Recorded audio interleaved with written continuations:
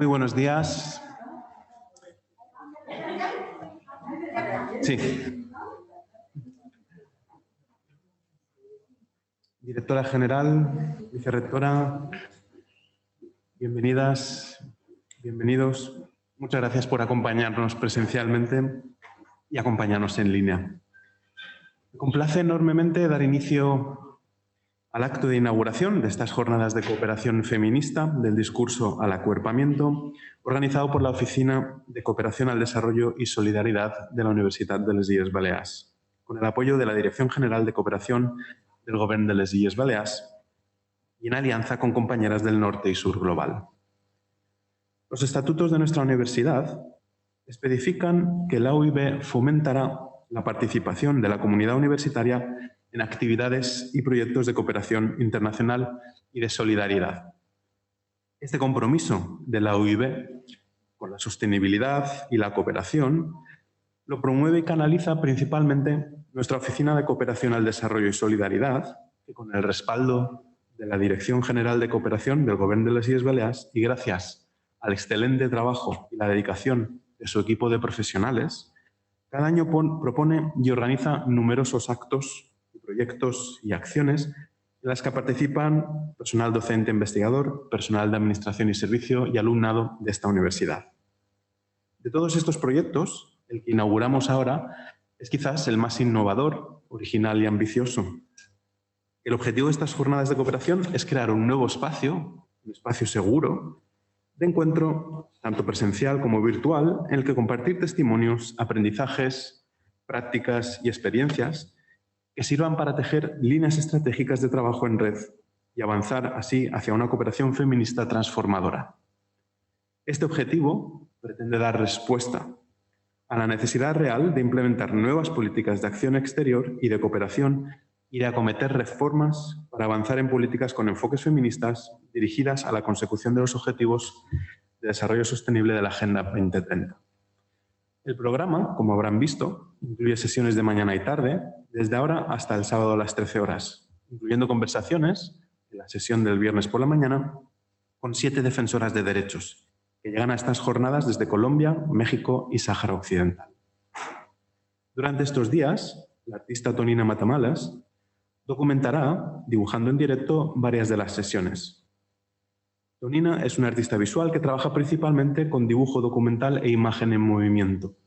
Sus proyectos artísticos están íntimamente ligados a su posición como activista transfeminista y en el marco de estas jornadas llevará a cabo la relatoría gráfica de varios espacios. Las personas que asistís virtualmente podéis pulsar sobre la pantalla donde pone Tonina y ver la evolución del dibujo, mientras que las personas que asistís a las jornadas de manera presencial podréis ver la relatoría cuando sea posible en directo y al cierre de cada sesión. Se compartirán las diversas relatorías gráficas para la sesión de conclusiones, ayudando a hilar los aprendizajes y reflexiones realizados durante las jornadas.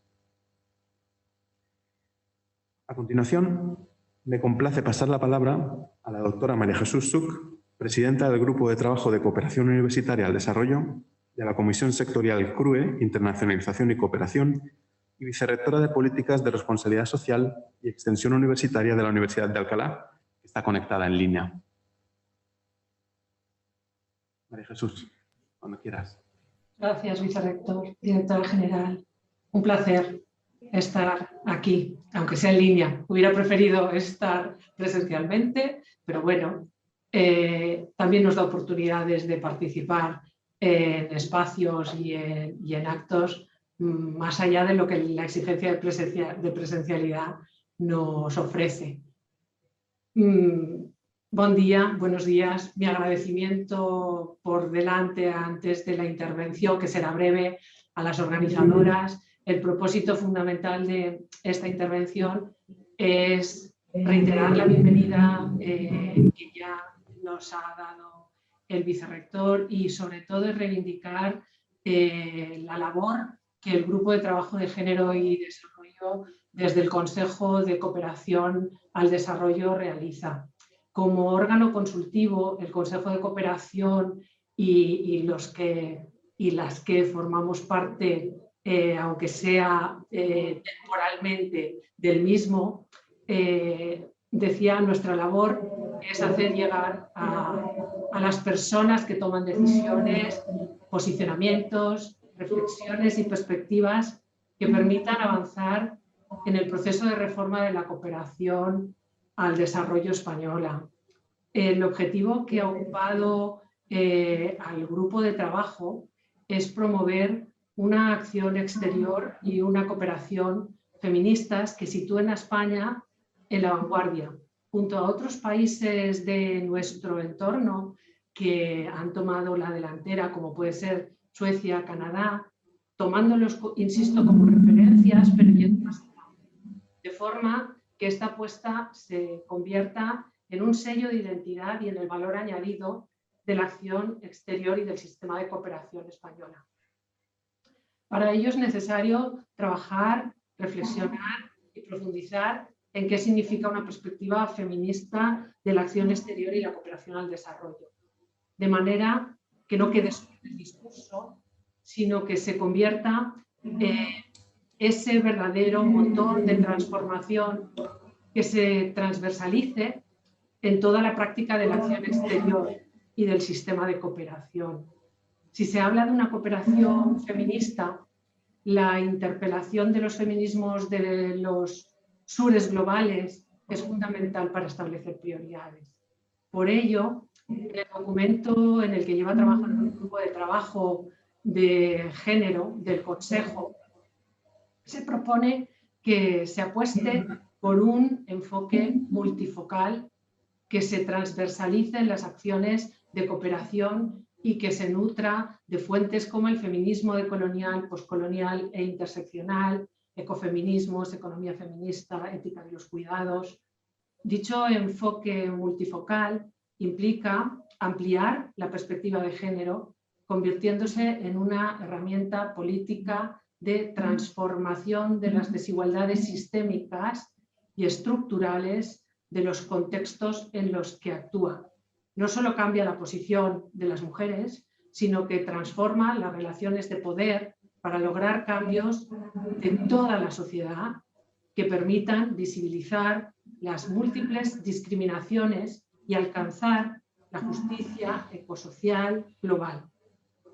Todo ello como el mejor medio para construir un mundo más justo, pacífico, inclusivo y sostenible.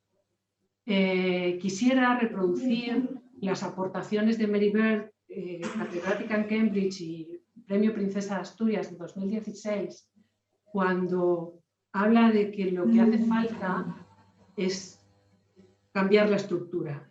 Y eso significa que hay que considerar el poder de forma distinta. Significa pensar de forma colaborativa en el poder de los seguidores y no solo el de los líderes. Significa, sobre todo, pensar en el poder como atributo o como verbo, empoderar, no como una propiedad. Y claro, ya sabemos que el hecho de que el relato haya sido eminentemente masculino ha contribuido a dejar en la sombra a mujeres excepcionales en todos los campos. Jornadas como esta contribuyen a hacer el cambio necesario, a cambiar el relato, a cambiar la realidad. Por tanto, a disfrutar de las jornadas en las que estos temas se tratarán, se debatirán y sin duda nos enriquecerán. Gracias. Gracias.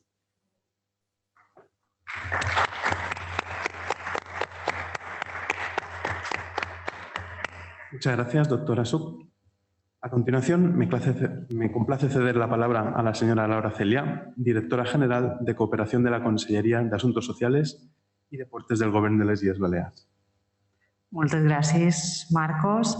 Buen día, buenos días a todas y a todas las personas también que están conectadas a través de la sesión de videoconferencia. Bueno, en primer lugar, como siempre, toca agradecer la posibilidad de poder estar estos días en este espacio que ha generado la Oficina de Cooperación de la Universidad.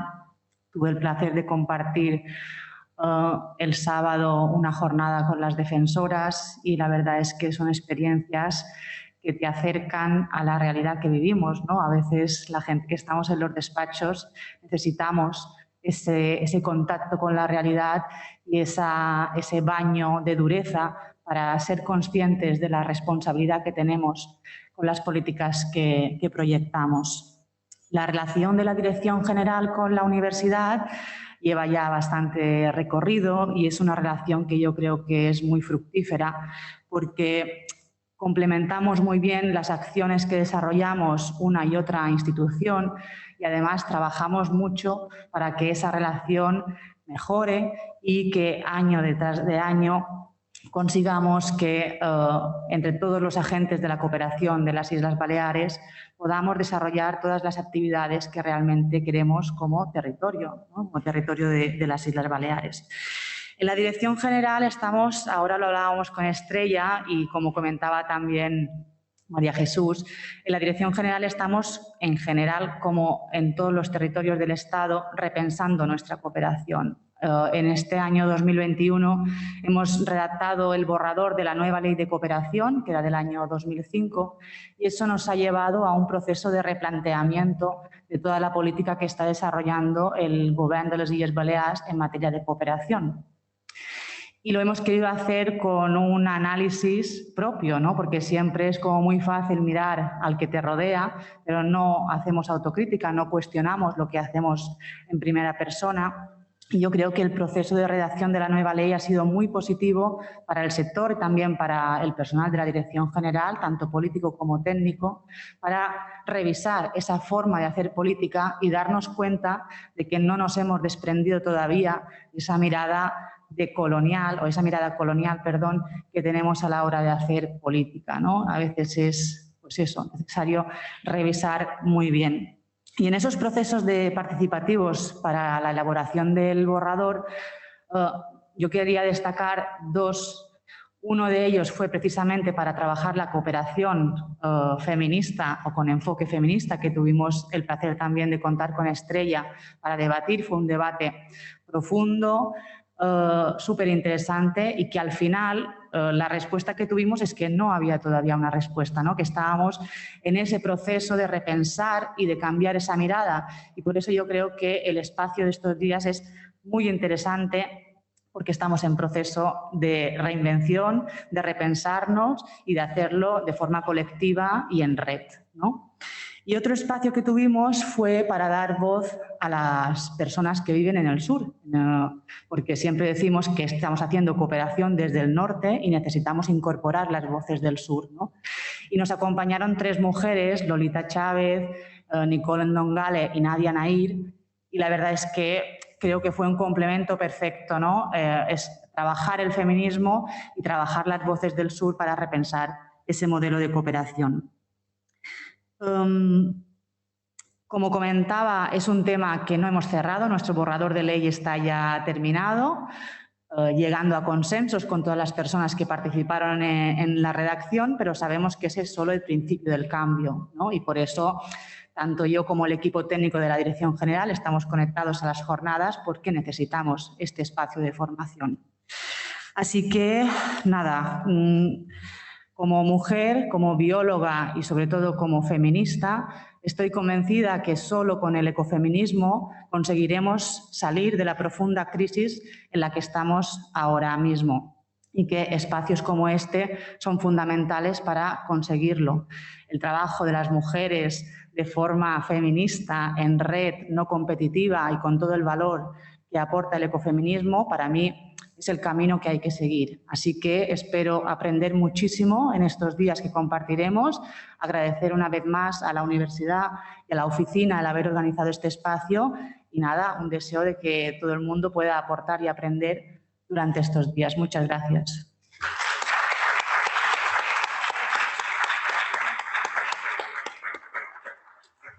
Muchas gracias, directora general. Y así concluimos el acto de inauguración de estas jornadas de cooperación feminista. Bienvenidas, bienvenidos. Y pasamos, por tanto, a la conferencia inaugural, titulada Las defensoras de derechos y los movimientos feministas, cooperación, descolonialidad e incidencia política, a cargo de Marusia López.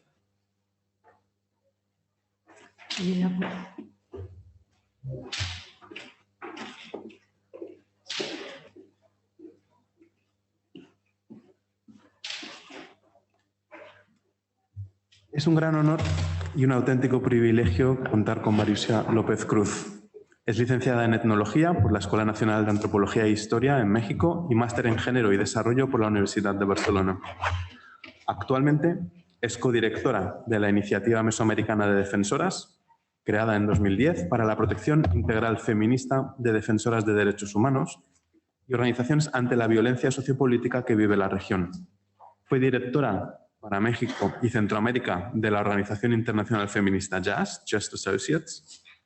En 1994 inició su trabajo en organizaciones con trabajo en el ámbito comunitario, promoviendo los derechos de las mujeres en zonas rurales e indígenas. Es consejera del Fondo Global para Mujeres e integrante del patronato del Fondo de Mujeres Kalala. En 2013 recibió el reconocimiento Women Have Wings Awards y en 2012 recibió la medalla Omecihuatl, que entrega el Instituto de las Mujeres del Gobierno de la Ciudad de México.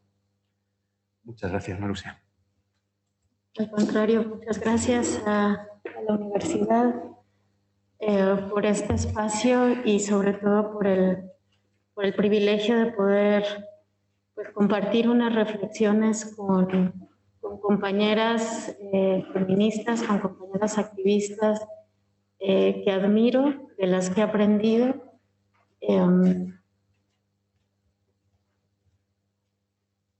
Vamos a tener un ratito de poner en común algunas reflexiones y luego con Marichey vamos a poder abrir un diálogo, porque creo que estos espacios, aunque estas estructuras no nos ayudan, ¿verdad?, al diálogo cercano, al diálogo horizontal, que es el que necesitamos para poder ir cambiando esas estructuras de las que Laura nos hablaba. Pero creo que la voz de las mujeres siempre ha logrado traspasar, ¿no?, todos los esquemas, todos los muros, y creo que ahora lo podremos hacer también juntas. Así que lo que yo voy a poner sobre la mesa, primero, no son ideas mías originales, son el producto de un saber construido por muchas mujeres que atrás de mí han ido abriendo el camino para que nosotras ahora podamos estar aquí en este espacio entre mujeres, construyendo conocimiento juntas. Y en segundo lugar, buscan solo poner sobre la mesa algunas ideas que motiven y que nos inspiren a seguir pensando juntas. Quiero contarles una muy breve historia. El Banco Holandés de Desarrollo, sí, un banco europeo con todos los controles que deben tener los bancos europeos, en este lado civilizado del mundo, tenía conocimiento de las amenazas de muerte que pesaban sobre la activista Berta Cáceres, la feminista y ambientalista del pueblo lenca, que fue brutalmente asesinada el 2 de marzo de 2016. El 2 de marzo de 2016 entraron a la casa de Berta. Le dispararon a quemarropa a ella y a Gustavo Castro, otro activista ambientalista que se encontraba junto con ella organizando unas jornadas de denuncia de los abusos del extractivismo. Berta había enviado tiempo atrás una carta al Banco Holandés expresando literalmente que no debían invertir en el proyecto hidroeléctrico de la empresa DESA, que quería imponer en uno de los ríos sagrados del pueblo lenca por la amplia violencia que estaba provocando la represa en la comunidad indígena. De esta manera, el Banco Holandés, el Banco Finlandés, el Banco Interamericano, el Banco Centroamericano de Cooperación se hicieron corresponsables de ese asesinato. Después de mucha denuncia y a pesar de todo el aparato publicitario que el banco intentó poner junto con otros bancos de desarrollo para deslindarse de ese hecho, tuvieron que quitar las inversiones que tenían en ese proyecto hidroeléctrico. Desde el asesinato de Berta Cáceres en 2016 y hasta el 2021, al menos 21 defensoras de la tierra y el territorio han sido asesinadas en México y Centroamérica, otras 45 sufrieron intentos de asesinato. Entre 2016 y 2019 registramos un total de 7.141 agresiones solo en México y Centroamérica. Una de 4 de estas agresiones fueron dirigidas hacia las compañeras que defienden el territorio. Casi la mitad de las agresiones ocurrieron en Honduras. Estamos hablando de vidas perdidas, estamos hablando de hijos, de hijas que vieron con impotencia cómo les arrebataban a sus madres. Estamos hablando de compañeras, de luchadoras que defendían con sus organizaciones y movimientos a las comunidades más empobrecidas y más explotadas de nuestro continente. No son números, ¿no? Números que nos deshumanizan, son compañeras de lucha que perdimos. Cada vez que una defensora es asesinada, se lanza un mensaje nefasto a todas las mujeres y se reafirma el mandato patriarcal de que debemos mantenernos sumisas y calladas. No podemos entender esta violencia que vivimos en México y Centroamérica y que vivimos en toda América Latina y en otros territorios como las compañeras que están aquí presentes de Colombia, del Sáhara y de mi país, de México, podrán irnos explicando con todo detalle durante estos días, sin entender y sin denunciar el continuo despojo y expolio que se comete desde Europa y otros poderes del llamado Norte Global. En muchos de los asesinatos, sobre todo contra activistas que protegen sus territorios y el frágil equilibrio del medio ambiente, hay empresas extranjeras involucradas y miles de recursos invertidos en seguridad privada, incluida la contratación de sicarios, en actos de corrupción para que los gobiernos sean favorables a sus intereses y campañas de difamación en contra de quienes denuncian estos abusos. Empresas canadienses, empresas de los Estados Unidos, empresas europeas, entre ellas muchas de capital español. Empresas que cuentan lamentablemente con el respaldo abierto o callado de sus estados.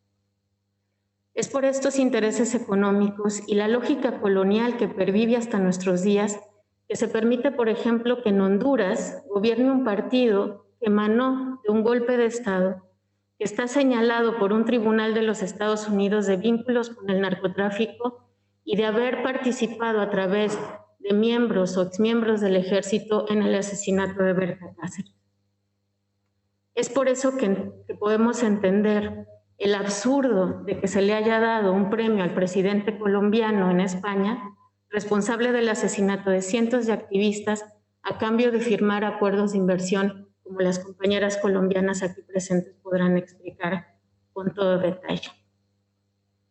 Pero cuando hablamos de América Latina, y lo mismo podríamos decir de otros territorios del llamado sur global, no solo hablamos de violencia y desigualdad.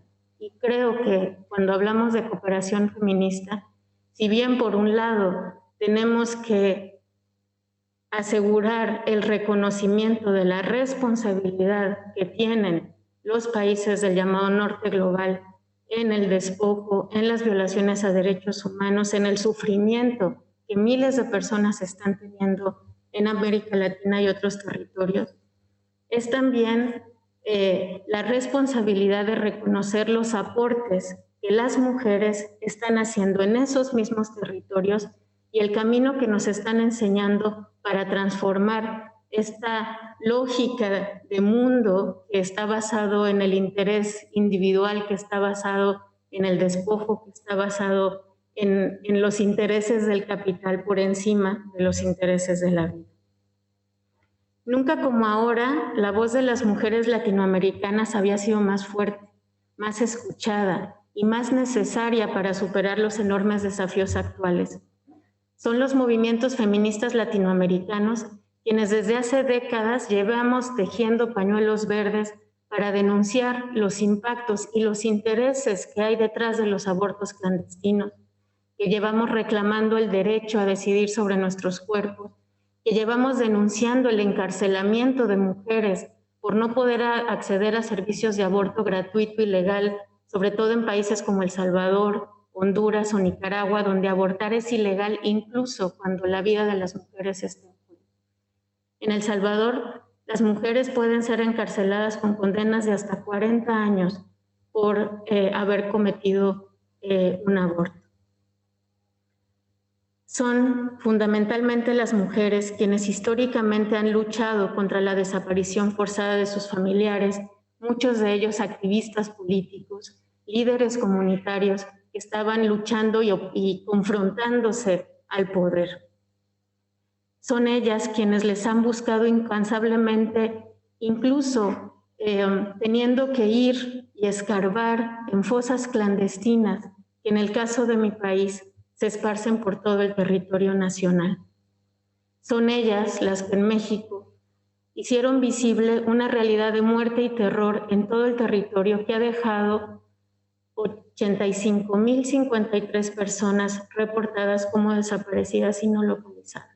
85.053 personas solo en los últimos años. Y son miles de mujeres las que con sus comunidades están dirigiendo la resistencia y oponiéndose al saqueo brutal de las empresas extractivas que depredan los territorios y ocasionan uno de los problemas de conflictividad social más graves en la actualidad de la región.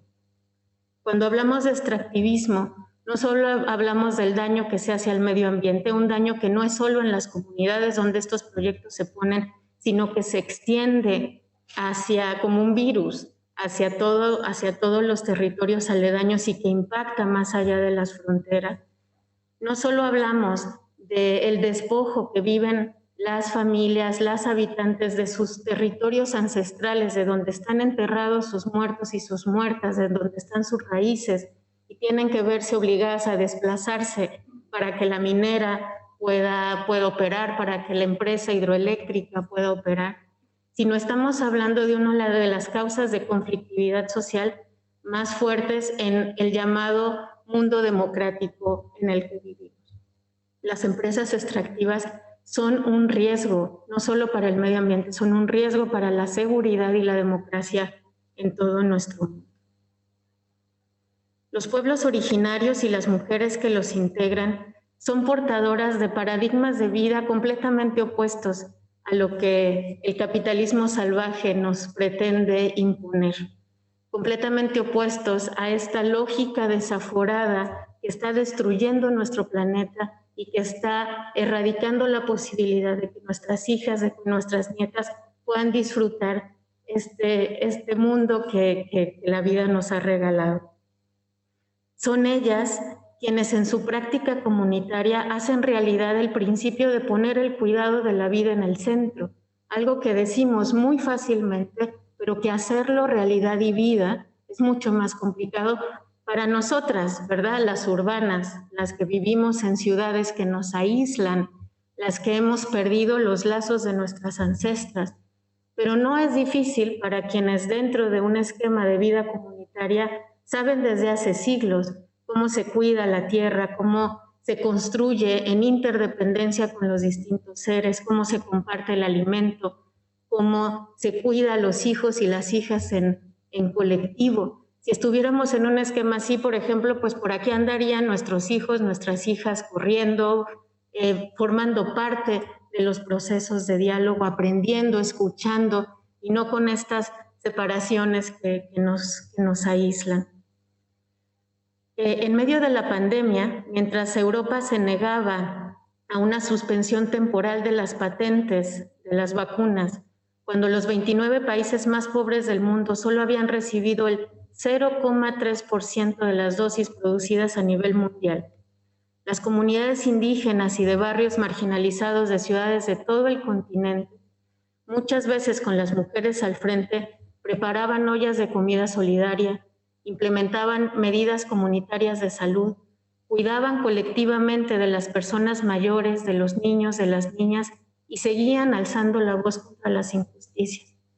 Mientras nosotras nos encerrábamos en nuestras casas y salíamos tímidamente, ¿verdad?, en la noche para aplaudirle a todos los sanitarios y sanitarias que estaban cuidando a nuestra gente querida en los hospitales, por ejemplo, el pueblo garífuna hondureño, se organizaban en asambleas comunitarias para asegurar que todas las comunidades garífunas fueran sanitizadas, que todos los niños y niñas que dejaron de ir a la escuela tuvieran un espacio de convivencia, que no hubiera una sola persona mayor que se quedara sola sin recibir atención. En los primeros meses de la pandemia, el pueblo garífuna instaló 23 centros de salud comunitaria, con lo que tenían a mano, con las hierbas y los conocimientos ancestrales, en uno de los países más abandonados en materia de salud y seguridad social. Eso hacían ellos mientras los gobiernos se robaban los recursos que venían de la cooperación para atender la emergencia sanitaria. Eso hacían ellas mientras en Europa se acaparaban las vacunas para asegurar la salvación de quienes estamos aquí a costa de quienes están en el resto del mundo. Una de las cosas que una de las dirigentes del pueblo garífuna, Miriam Miranda, nos decía es que no podía entender el abandono en el que se había dejado a las personas mayores en esta parte del mundo, que era algo que no podía concebir en una cultura donde la voz de las personas mayores es una voz que guía, es una voz que orienta, es una voz que da seguridad a la continuidad histórica. Y es justo por este poder colectivo cada vez más visible que los gobiernos y los grupos de poder que necesitan de la desigualdad y la violencia para mantener sus privilegios han emprendido una lucha frontal contra las mujeres que se organizan por sus derechos. En toda América Latina, el ejército y otras fuerzas represivas del Estado usan de forma sistemática la violencia sexual contra las mujeres para eliminar la disidencia e imponer la violencia. Y muchas veces ejércitos utilizados ¿para qué? Pues para sostener los intereses de empresas privadas, muchas extranjeras, muchas de capital español, que para entrar en los territorios utilizan las fuerzas de seguridad del Estado.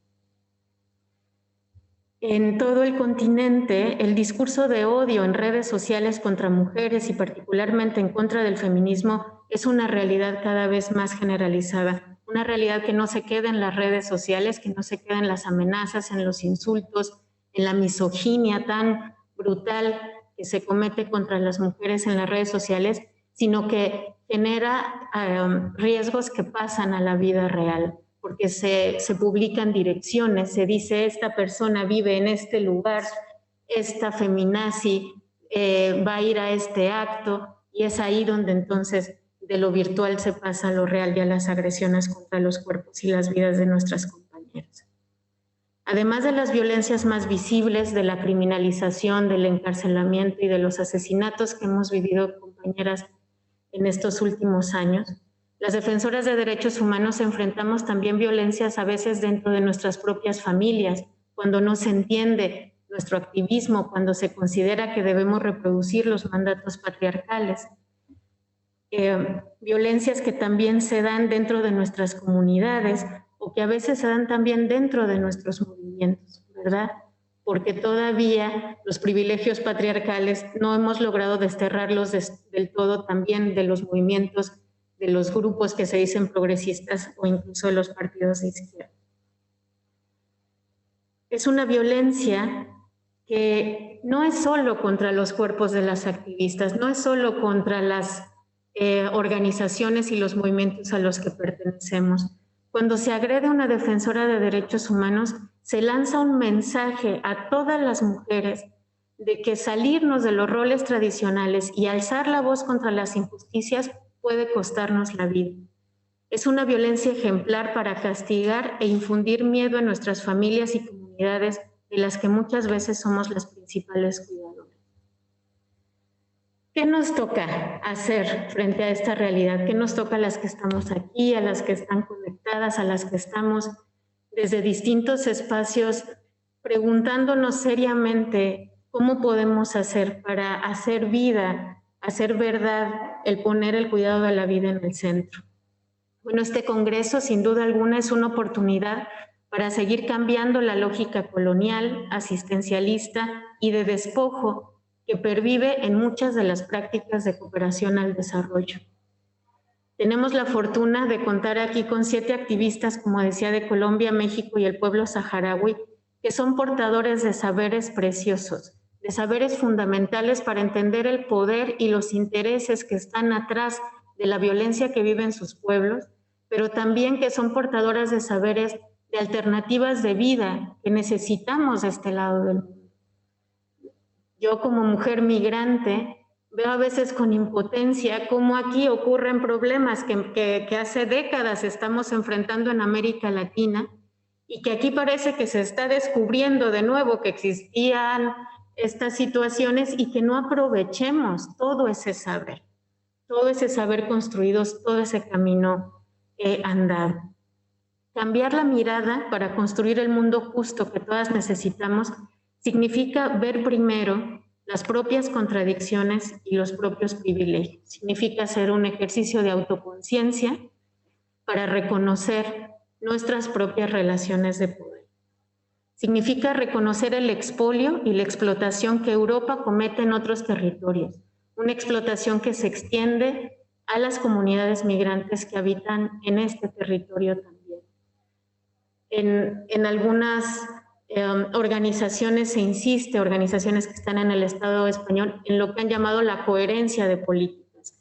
No se puede estar haciendo cooperación al desarrollo mientras se financia armamento o empresas, o se deja actuar empresas de armamento que son, como en el caso de Alemania, una empresa de armamento alemán fue la que se utilizó en las armas que mataron a los estudiantes o que reprimieron a los estudiantes y generaron su desaparición en Ayotzinapa. Es decir, no puede ser que por un lado abramos convocatorias para aportar recursos para el desarrollo, para la vida digna de los pueblos en América Latina, mientras por otro lado estamos firmando convenios comerciales que sabemos que están en el fondo de esa violencia que se está viviendo.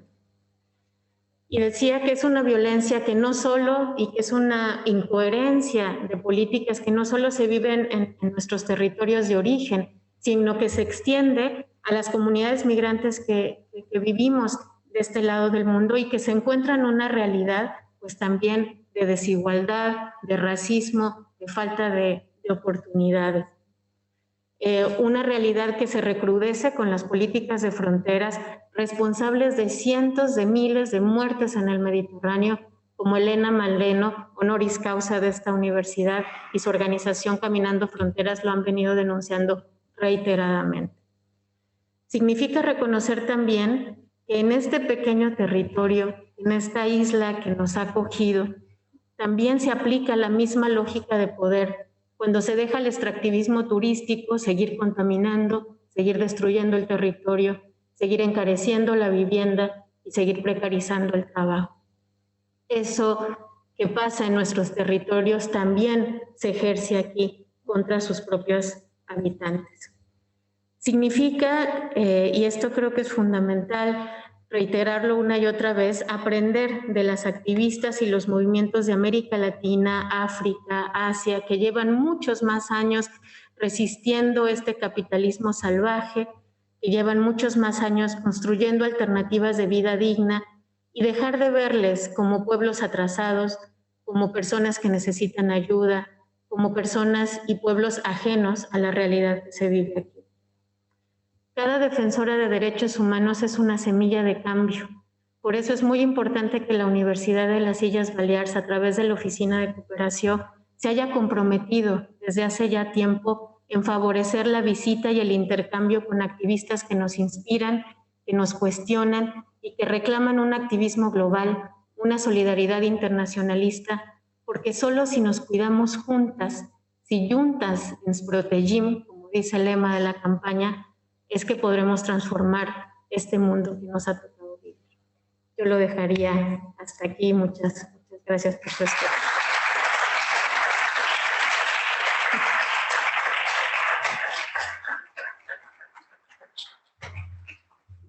Pensé que iba a estar Marichi aquí al lado y entonces me iba a poner menos nerviosa, pero estaba muy lejos. Bueno, mil gracias por bueno, las palabras, por el buen rato pasado. ¿Al qué? Perdón. Vale, gracias. Vale. Es verdad que tenemos un chat en línea por si las personas, bueno, que están, ¿no?, más allá en sus pantallas quieren hacer preguntas sobre las palabras de Marusia, y bueno, que les estaba agradeciendo, ¿no?, que realmente pues ha sido pues una conferencia súper motivadora. Creo que ha puesto las cosas más importantes, ¿no?, a mi entender, encima de la mesa, porque una de las cosas, ¿no?, que yo creo que vamos a trabajar más en todas estas jornadas es el tema de la responsabilidad, ¿no?, el tema de la responsabilidad que tenemos las personas que vivimos aquí, las personas que vivimos en estos lares tan occidentalizados, respecto al sistema de relaciones y sistema de poder, ¿no?, que estamos estableciendo siempre con nuestro entorno, y lo vamos a hacer mediante el aprendizaje, porque yo creo que estamos aquí también un poco para esto, ¿no?, para aprender, para escuchar, para poder preguntar, para oír voces que a lo mejor en nuestro día a día y en nuestras lógicas, que ella también ha descrito, no son súper ajenas, pero que debemos también permearlas, ¿no?, en nuestra vida, porque es que si no, no nos hacemos las preguntas concretas con potencial transformador, y esto es lo que tenemos, ¿no?, creo que aprender. Entonces, bueno, me gustaría, yo tengo algunas preguntitas pensadas para ella, ¿no?, pero yo daría primero de toda la voz al público, tanto el virtual como el presencial. Por favor, si alguien tiene, pues no sé, alguna inquietud, alguna pregunta, alguna valoración al respecto, tenemos un ratito largo para poder conversar, ¿no?, más que nada para aprovechar las palabras, las sabidurías y sobre todo el aprendizaje activo. Vale. ¿Alguien se anima a romper el hielo? Tampoco me extraña porque los retos que ha abierto Marusia son muchos. Realmente yo no he estado tomando nota y creo que es muy importante lo que decía de este necesario proceso de deconstrucción que tenemos que hacer, ¿no?, las comunidades occidentalistas respecto a nuestros sistemas de relación.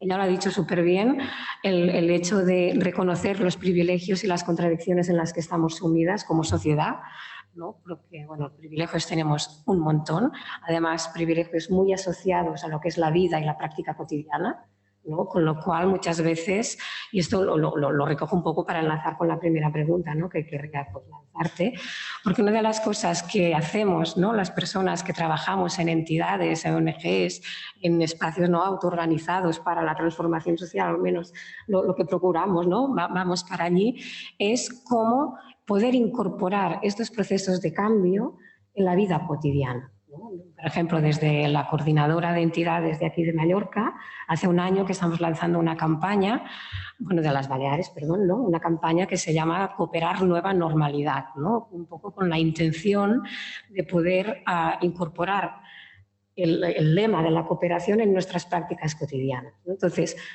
¿cómo podemos hacer esto? Y realmente, ¿cuál es el papel que puede tener la educación para impulsar esta transformación a nivel cotidiano? Bueno, seguro mis compañeras aquí tienen también muchas respuestas a esa pregunta. Es una pregunta pues para ti y para las compañeras defensoras que nos conocemos todas ya, ¿eh?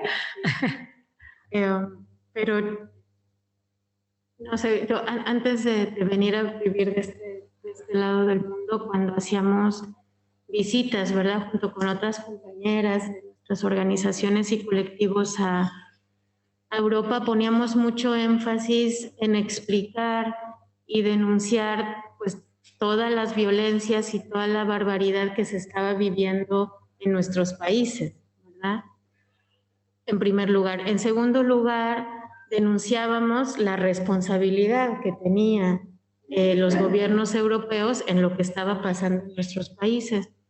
Pero teníamos muy poca oportunidad de mirar cómo esas mismas violencias y contradicciones se estaban viviendo también en este territorio. Y viviendo aquí, una de las cosas que me ha impactado mucho es mirar cómo, por ejemplo, la precariedad, la marginación, la explotación que vivimos como pueblos en América Latina, pues la viven también aquí las personas de América Latina que han venido en su proceso migratorio a buscar una vida mejor.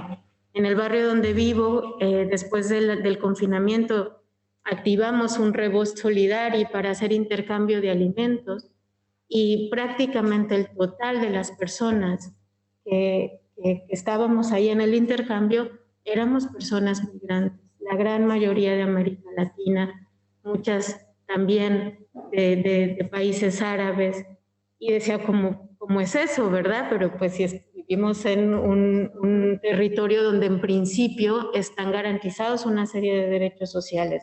¿Qué pasó con toda esa riqueza que se ha expoliado de América Latina y que se ha traído aquí? ¿Cómo está repartida esa riqueza aquí? Pues porque no está llegando a todos quienes tiene que llegar. Entonces creo que parte también de reconocer que esas contradicciones se están viviendo aquí y que la gente las está enfrentando en sus cuerpos y en sus vidas, cuando no encuentra un alquiler digno, cuando le dicen Panchita en el puesto de trabajo para discriminarla, cuando le pagan menos de lo que toca, ¿no? Porque no hay trabajo y entonces uno se apaña con lo que sea con tal de sobrevivir. Tenemos que reconocer esas contradicciones que se viven con enorme brutalidad en nuestros lugares de origen, reconocerlas también aquí. Y de esa manera entonces encontraremos que nos conectan más cosas que solo la empatía o el dolor que nos pueda provocar el sufrimiento. Doy la palabra, si queréis, defensoras que nos conocemos, intervenir, por favor, avisadme. No, porque bueno, lo que decías, ¿no? Y nosotras, ¿no?, que también hemos estado en contacto, por ejemplo, en aulas, hemos reconocido cómo estas cosas, estos estereotipos y estas estigmatizaciones calan y permean desde la más tierna juventud. Yo me acuerdo muchísimo cuando aquí había una serie, ya no me acuerdo ni cómo se llamaba, que se puso como mucho de moda, que entre los muchachos, ¿no?, entre la propia aula, a los que venían, ¿no?, de familias latinoamericanas, les llamaban Machu Picchus o Panchitos o qué sé, ¿no? Y todos se reían y era una cosa que a mí me alucinaba un poco o me ponía un poco enferma, ¿no? Porque claro, ese propio joven tenía que reírse de su chiste para sentirse integrado en el aula, porque yo les decía a los muchachos, ¿pero cómo le llamáis esto? Ah, no, es que a él le hace gracia, y los demás se justificaban, y es que si yo no me reconozco a través de este estereotipo, quedo excluido del aula. Entonces, imaginaros la violencia, los caminos que tiene y cómo las perpetuamos tanto en cómo distribuimos, ¿no?, nuestra sociedad y nuestras convivencias, pero también con toda esta cultura hegemónica, este imaginario cultural y social que vamos creando y construyendo, sobre todo a través de los medios o de los discursos publicitarios, o ya no hablamos de la cultura informativa, esto ya es otro máster y es otras jornadas, no las que tendríamos que hacer, pero me llama mucho la atención, ¿no? Y sí que, otra vez, ¿no?, tomando lo que tú aportabas, que hablabas de coherencia de políticas, ¿no?, en este sentido de que no podemos, ¿no?, estar haciendo programas de desarrollo y de cooperación internacional, etcétera, etcétera, mientras establecemos unos contratos súper perversos, ¿no?, en exportación de armas o en extractivismo yo qué sé, de minerales o lo que sea, ¿no? Entonces, llevándolo un poco, ¿no?, a la localidad, es decir, al reconocer cómo está distribuida Mallorca, por ejemplo, ¿no? A mí me parece que vamos a un modelo de segregación cultural. Esta palabra, ¿no?, que a veces nos llaman la atención, ¿no?, las feministas latinoamericanas o africanas, de decir interculturalidad, esto es una palabra puesta, ¿no?, pero que aún es tan necesaria a trabajarla aquí. Podemos quizás explorar un poco, ¿no?, la necesidad de superar ya el multiculturalismo para ir a una convivencia horizontal. ¿No? Bueno, algo que también me di cuenta, bueno, fui consciente, ¿no?, estando acá, es que la manera en la que tratábamos o se trataba a las compañeras activistas que venían de América Latina y la manera en la que se trataba a las personas de sus mismos países de origen, pero que vivían aquí, era completamente diferente. reconocíamos, ¿verdad?, el valor, el saber de quienes venían, y es correcto, ¿verdad?, de quienes venían a aportarnos su sabiduría desde sus movimientos, desde Colombia, desde México, pero luego volteábamos y teníamos al lado de vecina, pues a una colombiana, a una mexicana, a una ecuatoriana, a una boliviana, y resulta que ahí no parecía que fueran personas tan dignas del mismo respeto. Entonces creo que una cosa muy básica, ¿no?, de hacer, pues es voltear a ver a quien tenemos al lado y reconocerle su saber y su presencia. Hace unos meses me contaban de una actividad en un municipio de Mallorca de integración cultural de un grupo de mujeres de Marruecos. Y todo el planteamiento era cómo ellas se tenían que integrar, cómo ellas tenían que aprender la lengua, cómo ellas tenían que conocer las costumbres, y no había en todo el proceso nada que fuera como quienes viven o son originarios de aquí pueden aprender de las costumbres que ellas tenían, de la lengua que ellas portaban, de las luchas de las que ellas eran herederas, ¿no? Entonces, así justamente se crea esa lógica de segregación de la que tú hablabas, ¿no? Entonces, no hace falta solo irnos a los saberes que están en todas estas mujeres maravillosas como las que están aquí. A veces basta con mirar a quien tenemos al lado en nuestro barrio y reconocerles. Aquí estamos, ¿no?, trabajando el derecho a la propia voz, ¿no?, a este reconocimiento de la otra, ¿no?, que hemos construido. Susana, que es una amiga y compañera, ¿no?, te lo digo por si quieres aportar alguna cosa o compartir experiencias, porque desde el 2017 estamos acompañando también a un grupo de mujeres, en su mayoría marroquíes, y, bueno, musulmanas, perdón, que no, vienen de Marruecos, de Pakistán, y ella sabe más. Y muchas veces el problema que tenemos es precisamente con esta superpalabra, y lo digo también aquí en el ámbito académico universitario, puesto que aquí hay en los estudios de educación social, ¿no?, es la palabra integración. Porque muchas veces esperamos que te integres, esperamos que aprendas, y muchas veces esta integración pasa por un proceso como de instrucción, ¿no? Yo te enseño a ti cómo comportarte para que seas socialmente aceptado, tanto a nivel escolar, educativo, como a nivel laboral, como para poder regular tus papeles, como muchísimas veces nos han dicho o nos han comentado alguna vez, ¿no?, que cuando vas a aprender el castellano, muchas veces el ejemplo, ¿no?, te enseñan el castellano, no explícame quién eres tú, sino aprende a pedir una mesa en un restaurante, aprende a entrar en una tienda y preguntar, aprende a, no sé, aprende a comportarte como una ciudadana mayor. Estas cosas. No sé si tú querrías añadir algo y te interpelo directamente.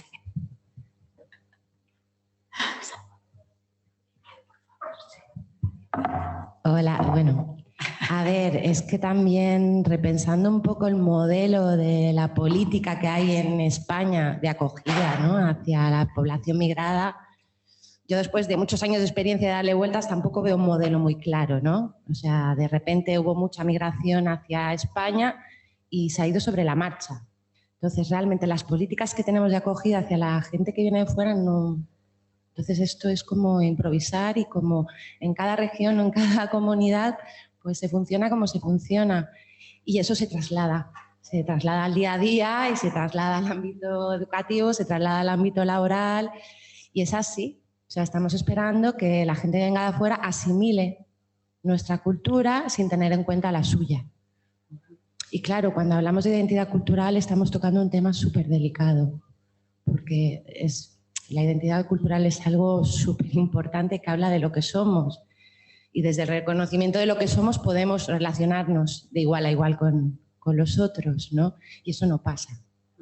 Yo, desde la experiencia que tengo con las mujeres, es verdad, mayoritariamente marroquíes, ahora estoy empezando a trabajar mucho con mujeres de Pakistán y de la India, que también es otra historia, pero es verdad que sí que tenemos experiencia con mujeres marroquíes. Es que, no sé, están doblemente victimizadas, ¿no? uno por ser colectivo migrado y luego otro por ser mujeres. Y es muy complicado para ellas, ¿no? El poder desarrollarse y el poder estar en una situación de igual a igual y crecer, ¿sabes? Y que luego eso también afecta a las generaciones que vienen, ¿no? Que eso ya también es otro tema, ¿no? De lo polarizada o cómo estamos polarizando la sociedad, ¿no? Porque no hay un reconocimiento, porque no nos encontramos. Y cuando nosotros hemos llevado a cabo actividades, que hemos llevado a cabo muchas actividades con un grupo de mujeres, nos damos cuenta que somos muy parecidas todas, ¿no? Hay muchas más cosas que nos unen que nos separan, ¿no? Que en el fondo todos queremos lo mismo y que en eso tenemos derecho todos, ¿no? Pero es verdad que vivimos en una sociedad como muy hipócrita, sinceramente. Claro, esa incoherencia que hay, ¿no? Pues se traslada al día a día.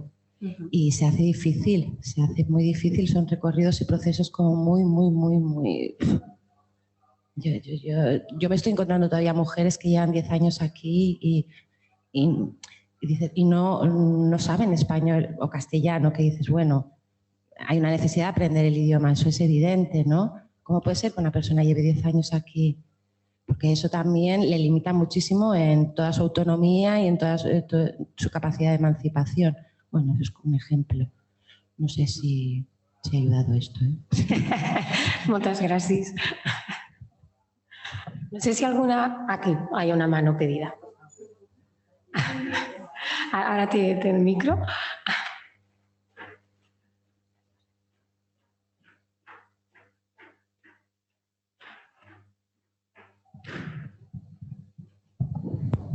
Bueno, pues... Vale, gracias. Sí. Bueno, muchas gracias, Marusia. Muchas gracias. Es la verdad que un placer escucharte siempre y que nos cuestiones y que nos muevas, ¿no? Y bueno, me parece también como muy interesante lo que está colocando Meritxell ahora, ¿no? De cómo construir esas relaciones más de tú a tú, ¿no? Y yo sí que creo que tenemos... Disculpa, ¿puedes hablar un poquito más alto? Es que no se te oye mucho. Vale. Pues sí, que sí que creo en relación a lo que estabais tratando ahora de cómo construir relaciones más de tú a tú, ¿no? Más horizontal. Si podemos utilizar la palabra horizontal, que tampoco lo sé muy bien, ¿no? Pero bueno, más pues de persona a persona, ¿no? De ese fondo humano que nos atraviesa a todas, ¿no? Que creo que es una de las cosas que tenemos que recuperar.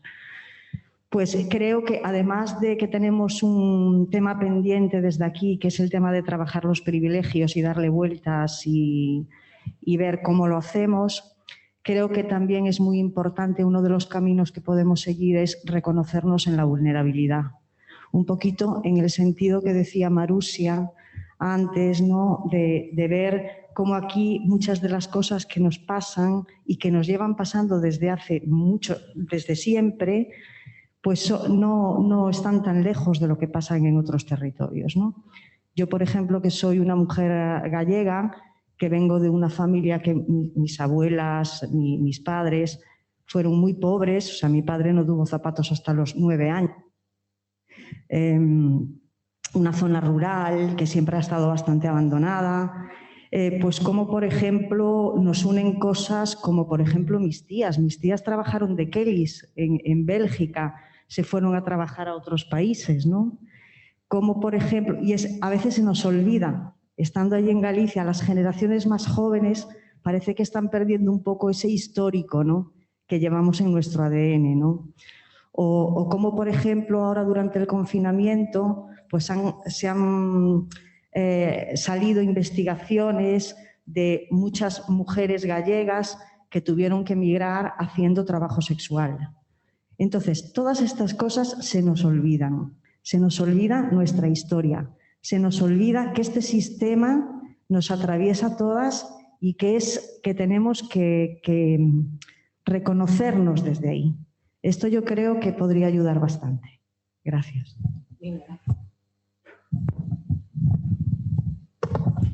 Nina había pedido la mano también.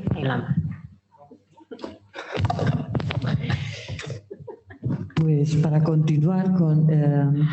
yo creo que es muy difícil entender las relaciones norte-sur y con todos los efectos que tienen en las personas, si no hacemos un análisis de las actuaciones entre el patriarcado y el capitalismo, porque si no, es que no se entiende nada y decimos, es que somos todas muy malas. Pues es que esto es una cuestión estructural y de cómo se están retroalimentando dos sistemas muy importantes y que tienen unos resultados tremendos, ¿no?, en las personas. Yo recuerdo cuando al principio del movimiento feminista en Madrid, porque es de donde vengo, a primerísimos de los 80, en las manifestaciones gritábamos 9 millones de amas de casa y encima las llaman mujeres inactivas porque los DNIs ponían sus labores, ¿no? Había 9 millones de mujeres que el franquismo las había reducido a estar en casa, en los cuidados y todas las tareas de reproducción. Cuando por fin conseguimos la democracia, hubo muchas mujeres que en masa entraron al sistema de educación y al del empleo. Y ahí entra el patriarcado y el capitalismo, porque dicen cómo hacer que ahora que las mujeres están trabajando en empleos, qué hacer con los cuidados, ¿no?, de los menores, de los mayores, de los ancianos. Y empezó la industria extractivista, no solo de recursos, sino de personas, porque empezó a llegar en masa mujeres, sobre todo Latinoamérica y especialmente y al inicio de la República Dominicana, porque esto es historia, son hechos históricos y esto fue lo que pasó. Llegaron las mujeres de la República Dominicana a hacer las labores que desarrollaban antes las mujeres españolas. ¿Por qué? Pues porque el patriarcado lo que dice es, las mujeres tienen que hacer esto, los hombres no. Todo el área reproductiva es una cuestión de mujeres. Sea quienes sean, las mujeres que lo hagan, pero los hombres ahí no se van a meter. Y entonces, en vez de haber un cambio revolucionario en las costumbres para hacerlas igualitarias entre hombres y mujeres en los repartos de las tareas, sencillamente entraron en masa otras mujeres para hacer lo que las españolas habían estado haciendo, ¿no? Y además, hablando las feministas con las primeras, que fueron las compañeras dominicanas, nos decían, nosotras venimos porque la demanda de trabajo es en el sector reproductivo, con muy poco dinero, muy poco seguro, muy tal, pero nuestro mandato también funciona de manera que tenemos que reclamar a nuestros maridos. Ellas mismas llamaban a sus maridos los abejorros. Nos quedábamos muy sorprendidas, pero efectivamente muchos hombres cuando llegaron de la República Dominicana no hacían los trabajos. Les alimentaban ellas con sus trabajos, era una cosa un poco curiosa. Y ahí empezamos también a hermanarnos, mujeres españolas feministas, con las latinoamericanas, las dominicanas, para empezar a reivindicar su situación. Me acuerdo perfectamente, ¿os acordáis de Lucrecia Pérez, que fue el primer crimen racista que hubo en España? Fue en Madrid, y a una dominicana, que era la población predominante. Y así empezaron, según iban necesitando tanto el capitalismo como el patriarcado, los huecos que dejábamos las españolas en lo reproductivo, entraban las mujeres de más países latinoamericanos para cuidar a nuestros ancianos y las ancianas, a nuestros niños, nuestras niñas y tal. Otro ejemplo que a mí me parece brutal es el tema de la prostitución, que pasó de un núcleo pequeño y marginal de mujeres españolas a esta industria global extractivista de todas partes del mundo, viniendo a España en concreto, a todo Occidente, para para satisfacer necesidades fisiológicas sexuales de los hombres y punto. No hay otra explicación más. Y también cómo se puede ver, y esto es una cosa muy importante, igual que cuando la inmigración española a Europa empezó a verse transformado nuestro país, porque uno de los pilares fundamentales de la economía española en esos años últimos del franquismo fue las divisas que las personas inmigrantes traían a España, y eso resultó en riqueza para España. Igualmente se ha ido viendo en estos años, por ejemplo, la República Dominicana, cómo ha ido creciendo a nivel económico gracias a las divisas que miles de mujeres están enviando a su país. Y, por ejemplo, en Nigeria, en Ciudad Benín, se ve perfectísimamente cómo el dinero que mandan mujeres en prostitución aquí, porque Nigeria fue el primer país, y estaba muy localizado en la región de Ciudad Benín, cómo empezó a florecer económicamente esa región de Nigeria, producto del esfuerzo, del sudor y de la explotación de muchísimas mujeres. Es decir, que se ven cómo beneficia económicamente a nuestro país, cómo beneficia también a sus países, y esto está absolutamente irreconocido todavía y invisibilizado, ¿no?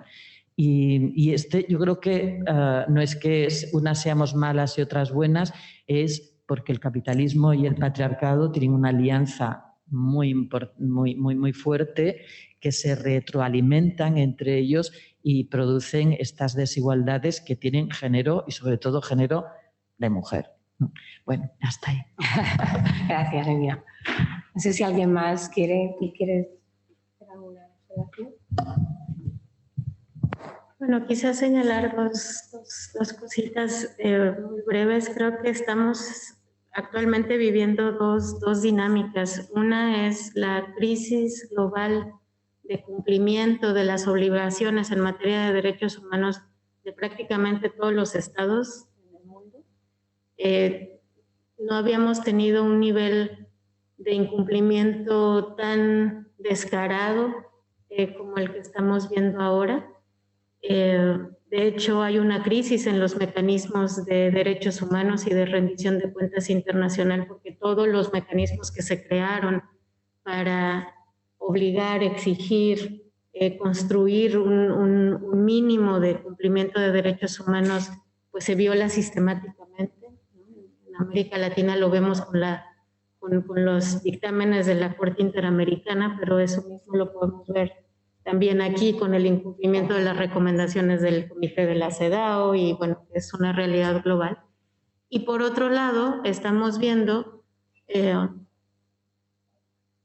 esa conciencia milenaria emerger y reemerger continuamente de que aquello que construimos en comunidad y que pone los cuidados en el centro de la acción política, pues es lo que nos va salvando frente a estados que han ido progresivamente renunciando o que no han tenido nunca el cumplimiento de su obligación de proteger la dignidad de las personas. Y bueno, está aquí una compañera también mexicana del Comité de Acogida de la gira Zapatista por la Vida, y creo que un mensaje que a lo mejor ella puede explicar, bueno, que seguro ella puede explicar mejor que yo, pero que para mí ha sido muy potente de esta visita de los zapatistas y de la Convención Nacional Indígena y de Frente de Pueblos a Europa, es que no vienen solo a que se les escuche en la explicación de lo que se está viviendo en el territorio mexicano, y que Susana también nos ha estado enseñando mucho en esta semana. Vienen a escuchar también los dolores de las poblaciones empobrecidas, explotadas, marginalizadas en Europa, y construir un diálogo de iguales. Que eso no significa no hacer, como decía Estrella, el reconocimiento y el cuestionamiento de los privilegios, ¿no? pero significa que parte de ese reconocimiento de los privilegios es dejar de pensar que los problemas están en el otro lado, ¿no? Que el subdesarrollo está en el otro lado, y no entender, como decía Nina, que esta lógica perversa del capitalismo patriarcal no atraviesa todos los territorios de alguna manera. Entonces, vamos a tener el privilegio, yo espero, de que venga una delegación de compañeras zapatistas y vamos a poder hacer ese ejercicio que creo que nos hace falta en cada barrio, en cada comunidad, porque mientras estos señores de la guerra pues siguen expoliando, siguen apropiándose, siguen incumpliendo, están las comunidades que pueden seguir construyendo una alternativa. Importantísimo esto que decíamos ahora, ¿no? Porque claro, yo creo que al final, evidentemente, ¿no? Capitalismo, heteropatriarcado, etcétera, etcétera, ¿no? Que condiciona y empaqueta los modos de vida y los sistemas de relaciones. Y esa palabra que tú hacías, ¿no? Referencia en tu conferencia, es estas dinámicas que aún hoy perviven del colonialismo, ¿no? Que esto un poco va en relación a todo este sistema de comercialización, ¿no? Y extractivismo, ¿no? No solo de los productos o bienes naturales, sino de las personas humanas. Y estamos reproduciendo exactamente estas dinámicas, ¿no? Y creemos que somos propietarios de todo el planeta, que podemos coger personas y desplazarlas como si no tuvieran contexto o identidad cultural o voces que decir, ¿no? Y creo que uno de los mecanismos también, que esto lo estuvimos hablando mucho con Luz Marina, ahora te interpelo a ti por si quieres, ¿no? Aportar alguna cosa, que es una de las herramientas, ¿no? que creo yo que permiten esta pervivencia del colonialismo como sistema de vida, ¿no? Es la desmemoria que se construye, pero como estrategia política, como estrategia de poder. Desmemoriamos, eliminamos los saberes, ¿no? Tú lo decías. O lo decíamos cuando hablábamos también del concepto, lo problematizábamos el concepto de integración, ¿no? No preguntamos por los saberes, simplemente damos instrucciones. Tú te tienes que comportar así, etcétera, etcétera, ¿no? No contamos con que hay saberes milenarios, ancestrales, que pueden darnos estrategias para sobrevivir a este progresismo desbocado, ecosuicida, ¿no? Estamos diciendo, no, vamos a seguir reproduciendo las mismas lógicas sin preguntar a nadie. No respetamos el derecho a la propia voz. Muchas veces hay generaciones eliminadas. Fíjate que una de las cosas que yo pongo en valor, ¿no? Cuando preguntábamos cómo desestigmatizamos la lógica segregacionista, ¿no? Con la que convivimos. Y era, pregúntenle al de al lado quién es y qué sabe. Y todo esto es la oralidad. La oralidad que también hermana muchísimo, ¿no? Lo hemos trabajado el fin de semana en Lluc con todas las defensoras, ¿no? La potencia política de la sororidad, ¿no? Porque nos acompañamos, porque hablamos, porque reconocemos nuestras voces y nuestros saberes, porque nos unimos. Desde la lógica o las luchas coloniales, se han exterminado generaciones enteras de comunidades precisamente para terminar con su saber, ¿no? Porque ya no existen, no son las memorias escritas, no es el poder de la palabra, de la voz de la razón, del academicismo, del tratado, que es el que dice y regula, ¿sabes? Hemos eliminado todo esto para que no exista. Entonces, creo, Marina, te invito, si quieres, ahora a reflexionar un poco sobre esto, porque creo que es muy importante cómo hemos desmemoriado a las generaciones más jóvenes, incluso a nosotras que no reconocemos la experiencia. Tú lo decías, Estrella, ¿te llamas? ¿No, David? Claro, no nos acordamos que nos hemos visto también en la misma situación, ¿no? No nos reconocemos de las vulnerabilidades precisamente porque hemos exterminado esta memoria, ¿no? Yo creo que algo que es muy importante es el dicho que utilizamos mucho en Colombia y en otras partes del mundo, y es que quien no conoce su historia está condenado a repetirla. En un mundo globalizado como el de hoy, en un mundo en que la tecnología se impone al saber de las comunidades, a esa oralidad que antes, cuando yo era niña, oía lo que a uno le contaban nuestros ancestros y ancestras. Hoy en día ese conocimiento casi que se bordea y se hace aparecer como que no tiene ningún valor, cuando el valor real del desarrollo humano y del papel de las mujeres está en ese conocimiento ancestral, porque es que no podemos desconocer que han sido nuestras mayoras las que nos han dado el poder de empoderarnos. Por eso yo reivindico que la voz de una mujer no se le da a nadie, nadie me puede reemplazar o hablar a mi nombre, ¿sí? Y de ninguna mujer, porque tenemos que ser capaces de tener ese conocimiento ancestral, de conocer nuestro pasado para tener un mejor futuro.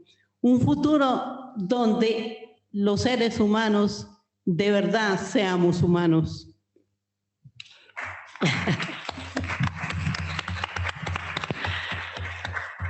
Qué potente.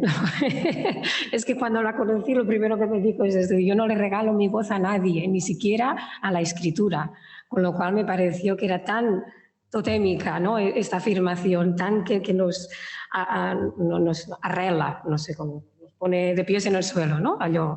Y quería que lo compartieras aquí con todas, porque pensaba que precisamente estábamos hablando de esto, ¿no? Porque al final estamos hablando de derechos de acceso y participación social, así es que es esto, ¿no? Y a nivel, sí, Khadija, yo ahora te iba también a interpelar un poco, pero ya tú coges tú la palabra, porque quería ligarlo con este valor político y todo esto que escuchamos. Pues muchas gracias una vez más por darnos la voz. Yo comparto totalmente las reflexiones de las compañeras y lo que ha dicho Luz Marina me parece interesante, porque también no hay que olvidar que aquí somos defensoras de los derechos, no solo de los derechos de las mujeres, sino también de los derechos de nuestros pueblos y de nuestras comunidades, porque es la manera de existir, de seguir desarrollando la humanidad en general. Y yo creo que la cultura, la lengua, las tradiciones en las que las mujeres tenemos muchísima presencia, porque todas venimos de comunidades en las que, como hemos compartido en los talleres, son culturas que nos han transmitido la fuerza de la mujer, la presencia de la mujer a través de su empoderamiento social, porque todas hemos visto cómo nuestras abuelas, bisabuelas, nuestras madres nos transmitieron esa presencia, ese activismo a través de la palabra, a través de la presencia activa, no pasiva, y creo que son también las mujeres, tenemos, no sé si por imposición o simplemente porque hemos asumido esa responsabilidad de mantener la cultura viva, que al fin y al cabo es la existencia y la razón de nuestros pueblos, ¿no? Porque la cultura, si no se conserva, terminamos desapareciendo. Y eso lo hemos visto con las comunidades indígenas, que está incluso desapareciendo sus dialectos, ya no existen. Y yo creo que también es una forma de resistencia y de rebeldía de los pueblos, y sobre todo de las mujeres mismas que asumimos esa resistencia, ¿no? Y eso yo lo veo, por ejemplo, en la sociedad saharaui, que vive bajo la ocupación marroquí, porque lo primero que ha hecho Marruecos es empezar a prohibir, por ejemplo, la lengua, el dialecto saharaui, el hasanía, que es totalmente, se habla en todo el Sáhara, de norte a sur, es un solo dialecto que tiene un 98% de árabe y nos une a todos los saharauis, no como, por ejemplo, Marruecos, que tiene diferentes zonas donde se hablan diferentes dialectos y nosotros tenemos esa facilidad, los saharauis, de que tenemos el árabe como único idioma oficial y luego tenemos el hasanía, que es un derivado del árabe, que también es el dialecto único que tenemos y que nos une. Y empezaron luchando contra el vestigio colonial español en el Sáhara. destruyendo, por ejemplo, iglesias, destruyendo el fuerte, que era un edificio emblemático, por ejemplo, en Villa Cisneros, que es conocida ahora como Dakhla. Y luego empezaron con la vestimenta. La darra está prohibida, por ejemplo, que es la vestimenta de los hombres. Y la melfa está mal vista. No puedes acceder a ningún instituto, a ningún trabajo, si no te quitas la melfa y te vistes como marroquí. Y nosotros pues somos muy orgullosos de nuestra vestimenta porque es una forma de resistencia, pero al mismo tiempo también orgullosos de mantener nuestra cultura. Entendemos que la integración no es realmente despojarte de lo tuyo, porque eso es desarraigar a las personas, romper su memoria y privarla de ella. Y por eso me pareció interesante lo que comentó la compañera de los colectivos de mujeres marroquíes, porque es una imposición, ¿no?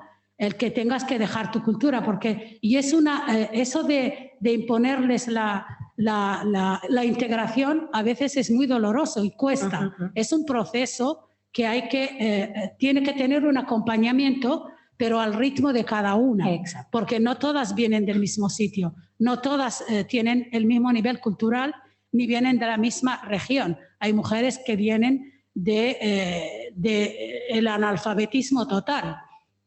Y además tienen la responsabilidad desde un espacio geográfico diferente al suyo, desde una cultura diferente a la suya, intentar también mantenerla en un espacio diferente. Entonces es una doble labor, aparte de tener que buscar trabajo, de tener que regularizarse, etcétera, etcétera. Entonces creo que es una resistencia y las mujeres saharauis somos realmente, abanderamos esa resistencia porque defender nuestra cultura, nuestra vestimenta, nuestro idioma, nuestra gastronomía es una forma de resistir al yugo colonial y a todo tipo de opresión.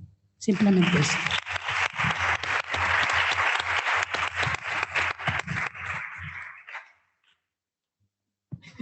Es que, claro, tras esas palabras cualquiera dice algo ahora. No sé si... cuando hemos trabajado en estos procesos de acompañamiento, precisamente hemos visto mucho el sufrimiento de los dilemas, ¿no? De cómo realmente... es que no sé si lo voy a decir bien, que quizás Susana, si me quiere ayudar, tú interven, ¿no? Porque alguna vez lo hemos visto esto y lo han dicho, cómo hacer que libremente mis hijas o mis hijos escojan o manejen su propia identidad cultural, sin que haya ni un currículum oculto de que te obligue o te imponga, ni yo tampoco sin presionar de decir, no, tienes que estar aquí porque esto es lo que tenemos que hacer, ¿no? Y muchas veces estos papeles o estos dilemas recaen sobre el papel de las mujeres, de las madres, ¿no? Que son las transmisoras de la educación y las transmisoras de los cuidados y todo esto. Entonces, yo soy de las personas que piensan que estos dilemas, porque no es una resistencia en positivo muchas veces, ¿no? Es decir, no, yo cocino, yo visto, yo resisto, ¿no? A las imposiciones. Muchas veces estos dilemas también se plantean en situaciones de violencias simbólicas, porque pierdes un poco, ¿no? El saber quién eres, cómo te defiendes, y es una presión que al final, pues yo qué sé, te acaba también, ¿no? Dificultando este proceso de convivencia, porque entras en las espirales del miedo o entras en las espirales del sobreproteccionismo, entras en espirales y claro, todo esto también es algo que tenemos que tener en cuenta, ¿no? Porque precisamente estamos hablando de procesos de acción y participación social. Aquí las expectativas socioculturales o socioeconómicas no son las mismas. Creo que esto es súper importante. Y ligado un poco con lo que aprendí de Luz Marina también, ¿no? Que claro, al final ella está hablando de esta palabra que nosotras desde el mundo de la cooperación un poco nos asusta, no nos gusta mucho, que es esta de vamos a empoderar a las mujeres, ¿no? Tenemos que dejar de usar esto porque nadie empodera a nadie. Una se empodera a sí misma con el linaje, con la cultura y con los saberes ancestrales que tenemos. Muchas veces tendemos, ¿no? A utilizar esto desde, diré esta palabra, pero que no se enfade nadie, ¿no? Desde una soberbia cultural, ¿no? De no, voy a empoderarte, voy a trabajar un plan, ¿no? De desarrollo para empoderar a las mujeres garífunas de ¿qué es esto? ¿No? Esto no son planteamientos. Porque, bueno, ya hemos dejado de usar vamos a ayudar a la gente, pues tampoco ahora vayamos a decir vamos a empoderarlas, porque todo el mundo, ¿no?, es consciente de lo que sabe y de las violencias que recaen, ¿no?, sobre todas las personas, con lo cual creo que es importante este cambio y este aprendizaje que estoy sacando de todo lo que estáis compartiendo. No sé si tú quieres, por favor, porque a nivel virtual nadie dice nada, nadie nos está preguntando nada. Yo he hecho, ¿no?, me he apuntado por si alguien para recordaros que os estamos no viendo, pero sí atendiendo, si queréis, estamos un poco a tiempo. No sé si alguien en la sala quiere, por favor, aquí abajo.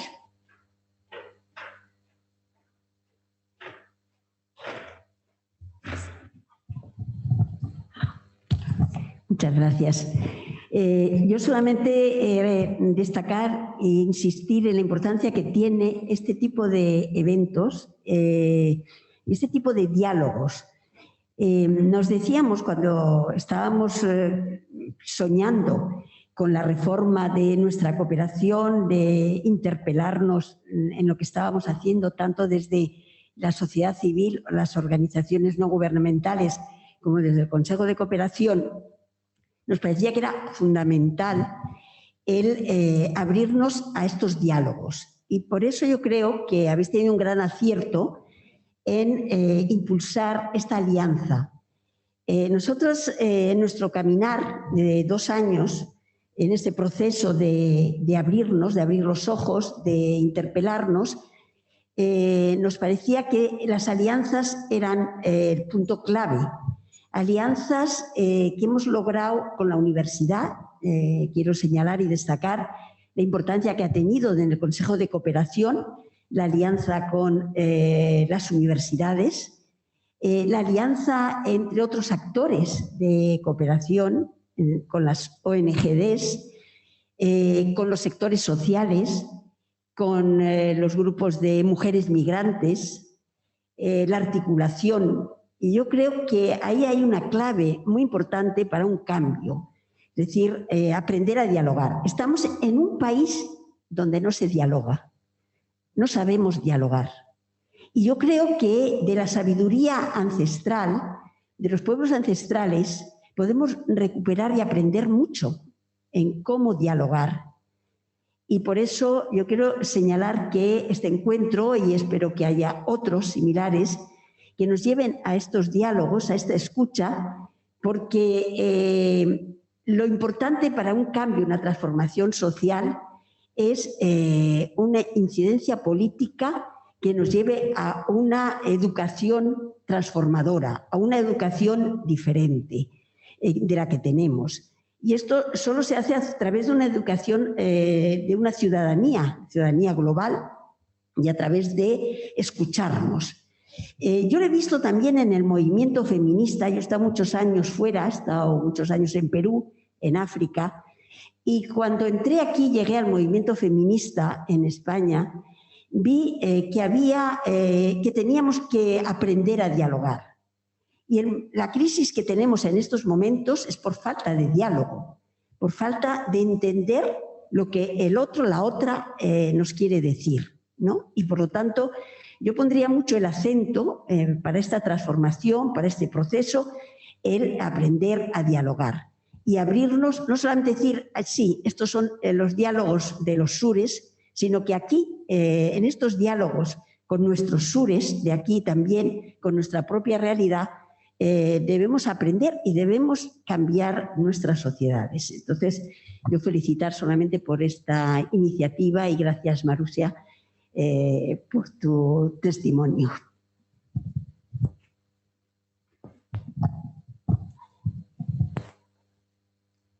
Aina, ¿tú vienes a demanar la palabra? No.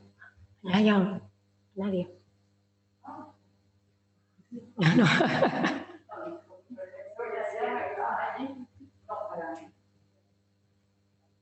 Seguir un poco la intervención de Mercedes, ya que somos compañeras y amigas de recorrido. Este diálogo claramente entre todo el norte, si lo queremos llamar así, el norte global, el sur global, para nosotras yo en particular lo considero una parte muy importante. Y yo también creo que es la única forma para poder transformar lo que es la realidad, la sociedad, sobre todo algunas veces mucho más aquí, en esta parte del mundo, que en otras partes. Y también el diálogo y el escucha y el pensar que hay también manera de ver la realidad diferente. Diferente digo entre nuestro ámbito, no diferente en ámbito que no consideramos para nada de derecho, digamos. Y quizás hay algunas estrategias invisibles, que todavía no... Sí, perdona, que también... no sé si me habéis escuchado hasta ahora. Sí. También porque tengo una voz bastante con un tono alto. Y también no olvidar que tenemos siempre que observar, estar atenta a las estrategias externas que entran internamente y que quieren de alguna forma romper lo que era la unidad. Y yo creo que algunas veces sí. La unidad, la coordinación con intereses distintos a lo nuestro.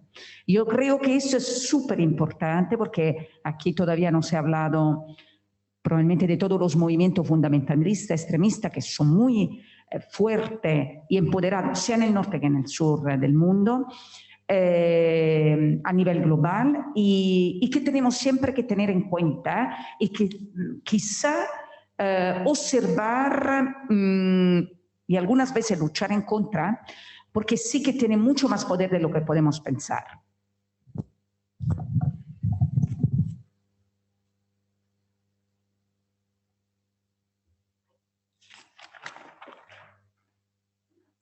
¿Alguien más quiere tomar la palabra? Decir alguna cosa, porque ya nos quedan 20 minutos, bueno, un cuarto, 15 minutos, que si no hay más tampoco hace falta aquí, ¿no? Apurar y forzar. Pero bueno, yo quiero dar la... ¡Ay! Sí, espera que te dan el micro. Te dan el micro, que si no tampoco te oirán desde casa. Solamente quiero aclarar, adicional a lo que dice Mercedes, que en mi criterio no falta solamente el diálogo, sino hay que reconocer y reconocernos. Porque si no lo hacemos, no sacamos nada con dialogar, decir miles de cosas, pero si no reconocemos, si no hay respeto también por el otro, no vamos a construir un mundo diferente. Era eso. Gracias.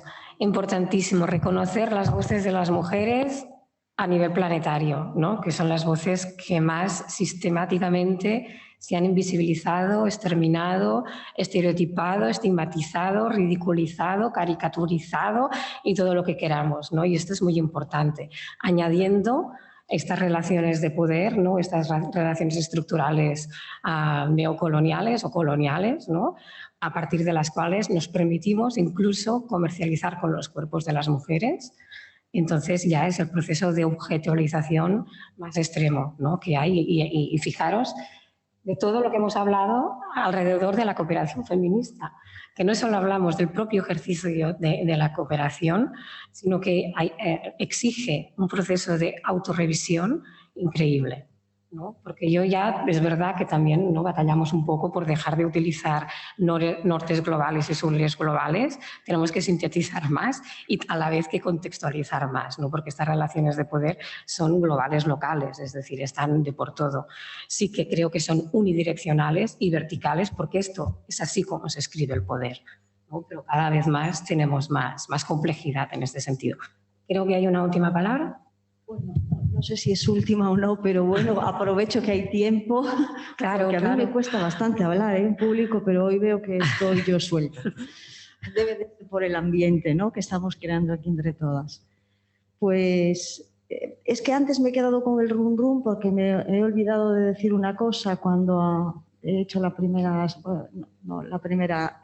respuesta de las vulnerabilidades y tal.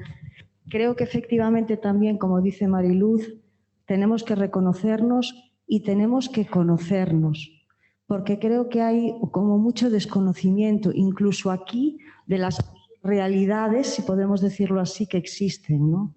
Entonces, por ejemplo, pensando antes en lo que hablábamos, ¿no? De cómo las políticas y este sistema capitalista patriarcal nos está impactando, ¿no? Deciros, por ejemplo, yo no sé si sabéis que en Galicia ya se han conseguido cerrar 3 minas extractivas. Esto hay mucho desconocimiento, porque todavía aquí la población no está tan politizada en el sentido de tener una conciencia política como en otros territorios. Creo que es un trabajo muy importante que tenemos que hacer aquí. Pero ya sí que ha habido varios colectivos, por ejemplo, el Sindicato Labrego Galego y tal, porque claro, es una población rural, eminentemente rural, pero que cada vez se está despoblando más el rural, ¿no? O, por ejemplo, deciros que en Galicia había... Yo sé que en América Latina oís escuchar hablar de gallegos y tal, cuando mucha gente no era gallega, pero es que como somos un pueblo emigrante, que ha emigrado toda la vida, por eso nos conocéis allí como gallegos, pero eso no significa que mucha gente de allí, que va de aquí, sea gallega, ¿no? Entonces había un sistema de soberanía alimentaria donde se repartían los trabajos a nivel comunitario, donde se producía localmente, se autoabastecían las familias y las comunidades. Maravilloso, que nos lo destrozó la política agraria europea. Entonces, todas estas cosas no se saben porque no se hablan más allá de pequeños grupos que sí que tienen una conciencia política de izquierdas y tal, porque allí tuvo muchísimo peso la derecha, la Iglesia, etcétera, mucho miedo, muy poca autoestima, etcétera, etcétera. Todo esto influye. Y quería comentarle a Mariluz que ahora hay una mujer, porque también había mucha tradición oral, hay una mujer que se ha dedicado a recoger historias de la narrativa oral por todo el territorio de Galicia y ahora ya hace todos los años un festival donde con todas estas historias que se han recogido, trovadoras y trovadores van por las aldeas que no va nadie nunca porque se están despoblando, pero vamos allí para escuchar esas historias orales. Y es un proyecto súper bonito. Y bueno, pues un poquito para que... Hay cositas, muchas cositas así que podemos hacer y que podemos aprender unas de otras y bueno, creo que este espacio está genial para eso. Gracias. Yo quiero leer una cosa que en el chat, porque he visto que ahora, a Catalina Rosselló, de la Asociación de Amigos del Pueblo Saharaui de las Islas Baleares, que dice: la resistencia saharaui tiene rostro de mujer. ¿No? Que lo ha escrito pues, en reconocimiento también a tu intervención, supongo. Y que bueno, que si queréis lo dejamos aquí. Yo me gusta cerrar.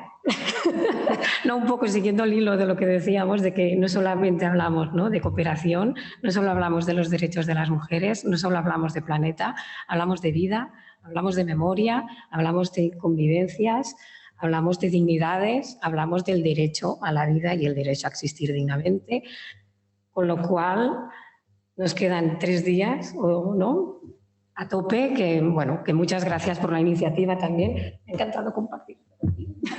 Y gracias para todas.